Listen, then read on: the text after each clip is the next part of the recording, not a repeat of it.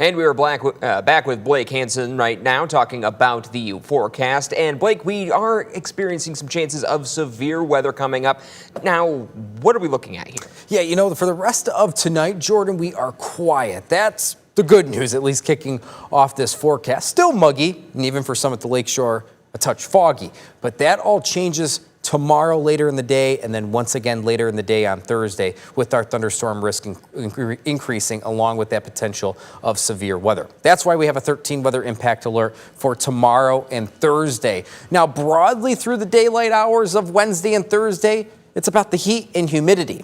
The temperature, air temperature, will be well into the 80s, almost near 90 degrees. The humidity, well, it's not going away anytime soon. So when you combine those two factors together, it will feel well into the 90s for a few hours, both Wednesday and Thursday, primarily in the afternoon to early evening time frame.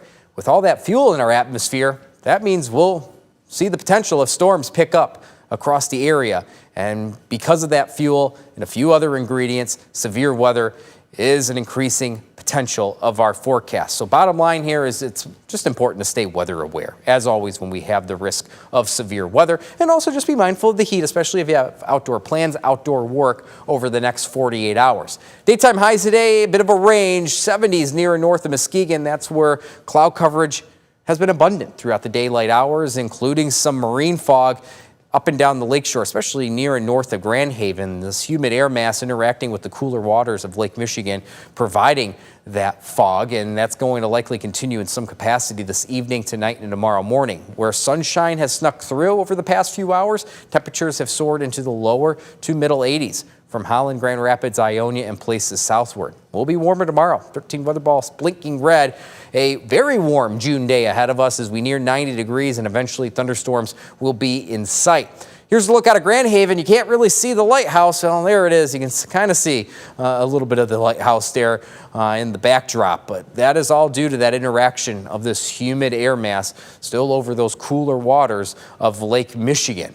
As for satellite and radar, not much going on here at home. Outside of an isolated shower chance, especially closer to the Big Rapids area, any activity is to the east side of the state. In fact, earlier today, we had heavy rainmakers throughout the morning, midday hours across our side of the state. On the east side of the state, those heavy rainmakers turned severe and even turned tornadic. 2 confirmed tornadoes so far on the east side of the state, one in the Freeland area at EF1, and then one near Montrose. The strength of this storm, off the the enhanced Vegeta scale, is still undetermined. The National Weather Service office of Detroit will go back on this report, but still 2 confirmed tornadoes today, 17th and 18th tornado here in the state of Michigan of 2026. We're quiet through this evening and tonight, so no issues there for thunderstorm activity. We'll likely stay dry over the next 12 hours. Temperatures tonight in the 60s. Tomorrow we're well into the 80s to near 90 degrees off a south and west flow. The humidity will be there, meaning it feels like the 90s for the afternoon, even stretching into the early evening.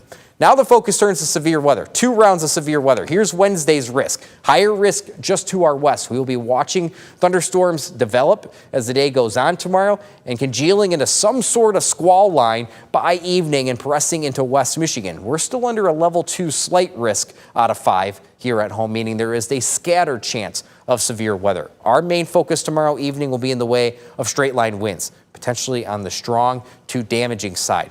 Our tornado risk is low, but still not zero, and we need to respect that. And with some heavy rain potential, flooding will be a concern as well. Here's an hour by hour of Wednesday, much of the day quiet, outside of a pop-up chance feeding off the lake breeze. I think we're mostly dry through the daylight hours, at least through afternoon. But by evening, that's when the thunderstorm activity arrives. This line, this squall line of sorts, works its way through West Michigan. And we may contend with additional thunderstorms with an isolated severe risk well into Wednesday night into Thursday.